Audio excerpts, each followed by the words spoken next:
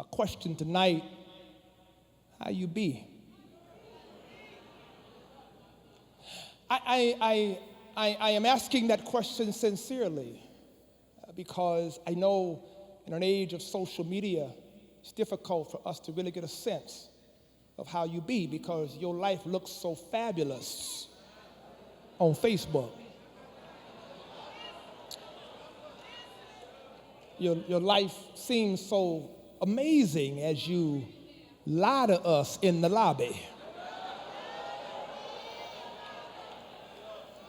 But I recognize behind the smile, behind all of what you present, there was a person whose life may look extraordinary on social media, but who privately is breaking. And it is interesting because I was in the mall one day trying to figure out how to get to where I was going.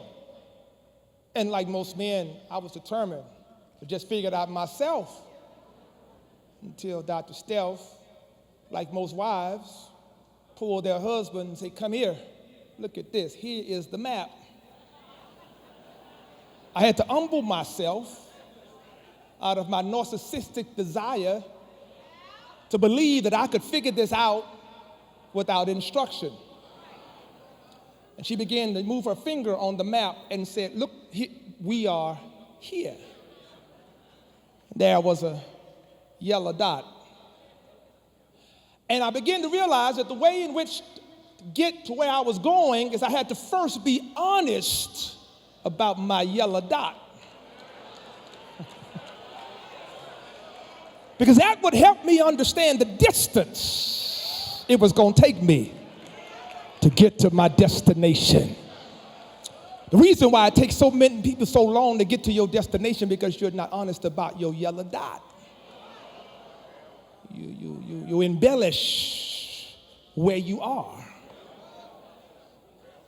And it is interesting tonight because all of us remember the place of origination. We understand when the Lord first gave us an assignment, when the Lord first called us.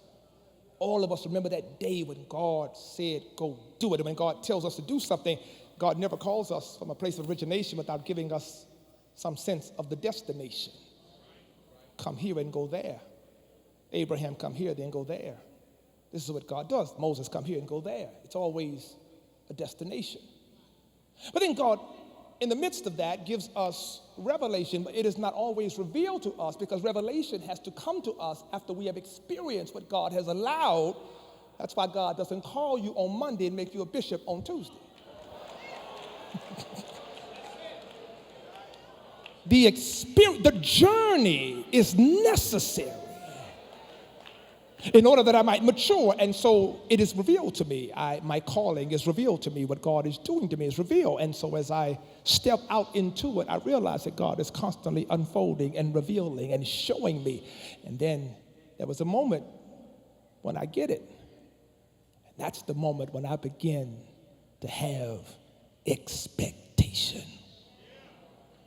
That's the moment and when everything begins to line up and I know what God's going to do in my life and I know how it's supposed to work out and I put everything in place and I got all the things lined up and I got all my team ready to make it happen and I'm living in a place of expectation, and then here comes a curveball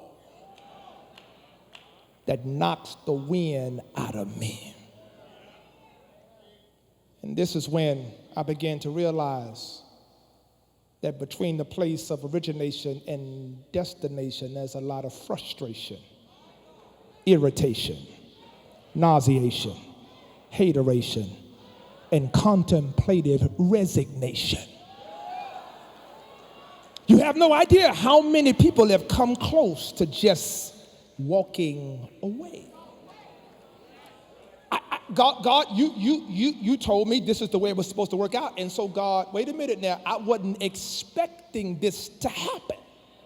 So now I've got to navigate something that I did not expect, nor something that I wasn't even prepared to deal with. So I'm frustrated because my expectation is not being actualized. And so I'm kind of out here. I've left where God told me to come from, and I can kind of see where God is taking me. And I got sense enough to know I'm so far out here that going back is not an option. And I'm so close to where God told me, I feel like it's going to happen at any moment, but I can't figure out why things are not happening like God said. So maybe you thought you'd be further in your career by now, but then you're not. Maybe you thought social justice would be just by now, but then it's not. Maybe you thought gerrymandering, blatant racism, and discrimination would be done with by now, but it's not.